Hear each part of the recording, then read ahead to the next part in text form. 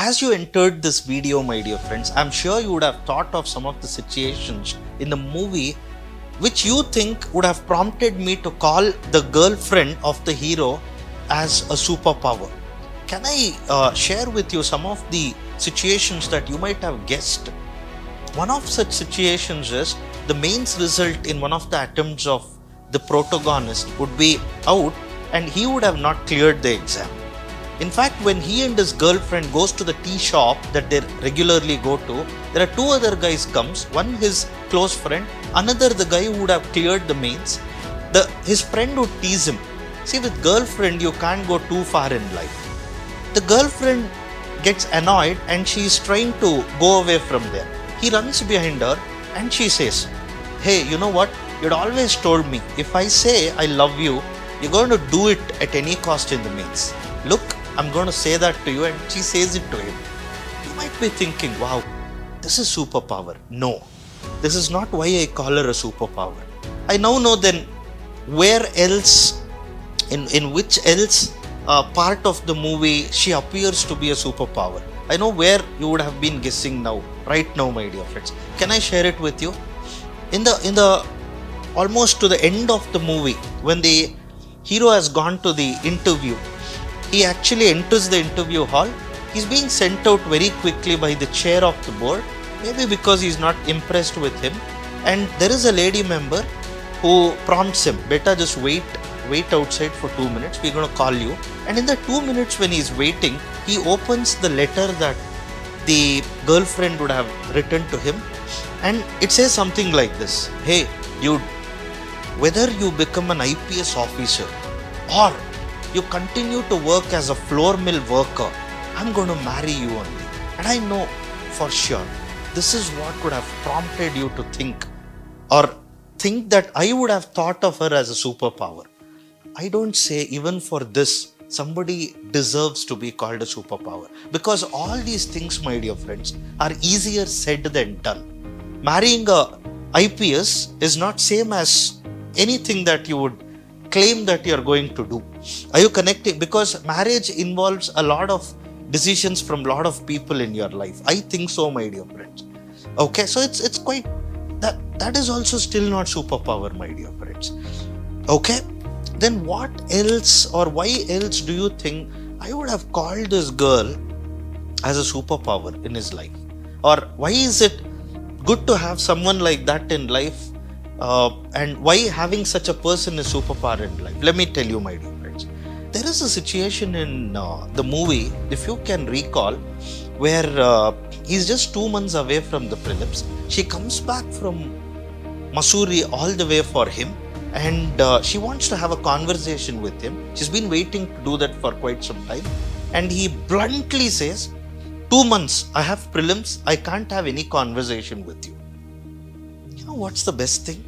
Not only does she accept that, she comes back promptly after 2 months. Trust me, my dear friends, not many people are going to come back like this. And if somebody is coming back to you, giving you your time and space that you need to excel in your life, and coming back after 2 months, that is superpower in your life. Seriously, my dear friends, not many people can actually do this. Why people can't do this? People can't do this because they are dependent so much on others to feed their egos and insecurities. Don't you think, my dear friends, if love is a two-way affair, it should be built on something like interdependence? And what is interdependence? Interdependence is only possible between two independent people. Yes or no? Correct? How can dependency be the foundation of any love?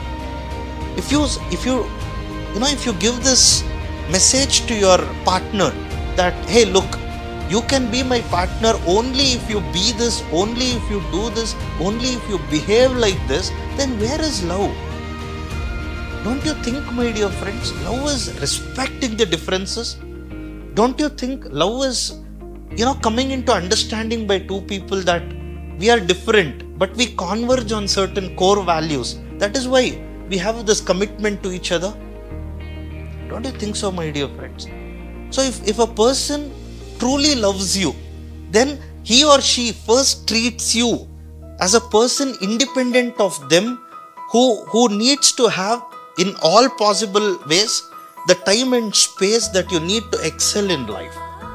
If that time and space cannot be given by your partner, or you cannot give that to your partner, then that is not love, my dear friends. It is you are being parasitic on someone's behavior, someone's attitude.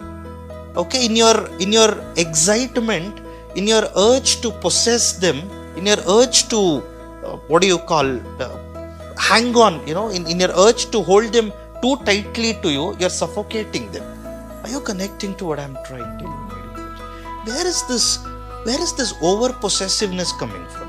Where is this parasitism coming from? It's coming from your conditioning, boss. It's coming from your programming.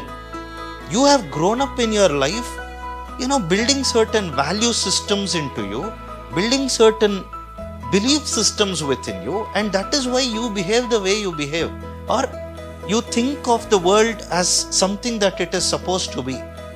But then the other person is coming from an entirely different life circumstances. Don't you feel in such a scenario it is important to respect each other's differences and give people the time and space that they need for themselves? Don't you think that is quintessential for any love to sustain? Yes or no, my dear friends? And if you are lucky enough to have got someone like that, who respects your time, who's able to give you the time that you need for yourself, I'll tell you that is superpower, my dear friends. If you have someone in your life who gives you that personality freedom, okay, along with the time freedom, they give you that freedom to be your own authentic self. Of course, there are certain core values that has to converge. I'm not denying that, my dear friends. Is that clear? With that taken into consideration, if both of you can give each other the time and space that you need, then I'll tell you both of you are superpower in your life. I'm not advocating, or I'm not suggesting you to go out there and search for people like this. It's not so easy, my dear friends. What I'm actually trying to say is, if you can become someone like this in your partner's life, okay, it's not enough to go and search for a superpower. It's important to be a superpower in life. What do you say, my dear friends? Yeah? Then I'll tell you, there are greater possibilities of doing what you say you will do in life, achieving what you think you can achieve in your life. Thank you, my dear.